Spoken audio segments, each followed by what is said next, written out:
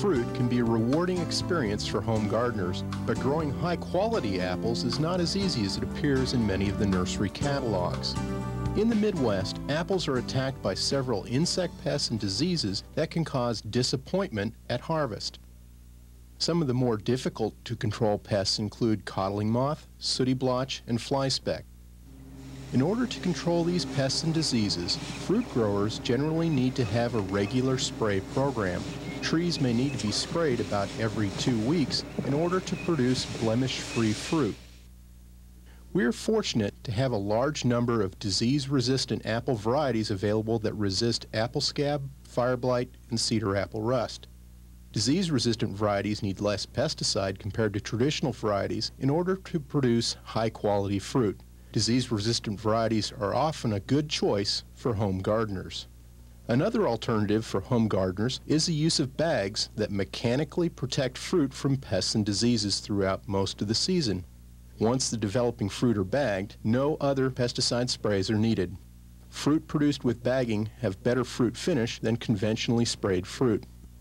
Bagging does not completely eliminate the need for pesticide sprays. Plum curculio is one that is not controlled with bagging. This pest causes crescent-shaped wounds on the sides of the fruit very early in the season, before the fruit can be bagged. Insecticide sprays at petal fall and again 2 weeks later are needed to control this pest.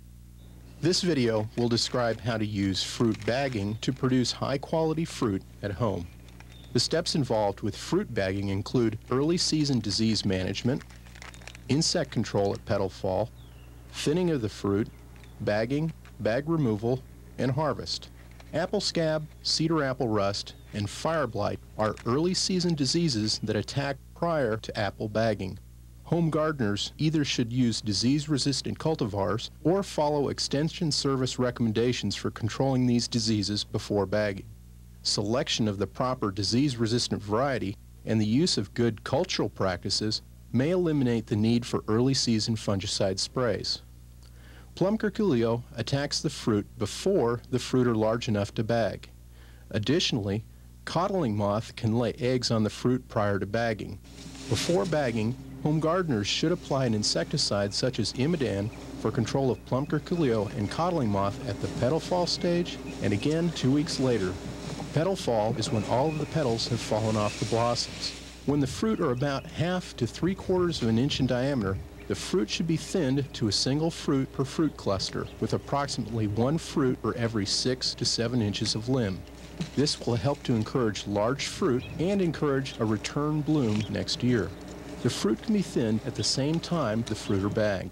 When the fruit reach 1/2 to 3/4 of an inch in diameter, they're ready to be bagged. This should be about 3 weeks after petal fall.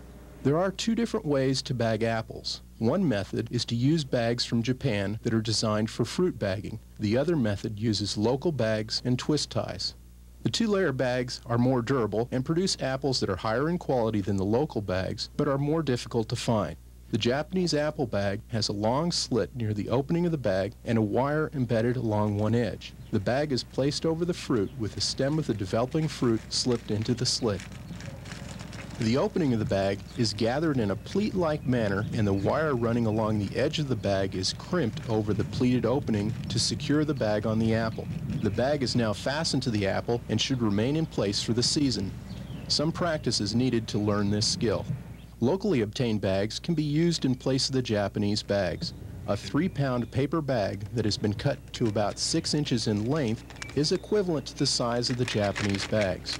A 1.5-inch slit is cut into one long side of the opening of the bag.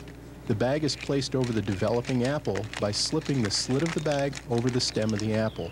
The opening of the bag is pleated shut and a short piece of twist tie is used to secure the bag firmly to the fruit. Continue to bag the rest of the fruit on the tree. Once the fruit have been bagged, no additional pesticide sprays should be needed for the rest of the season. If the bags are left on the fruit until harvest, the fruit will not color properly.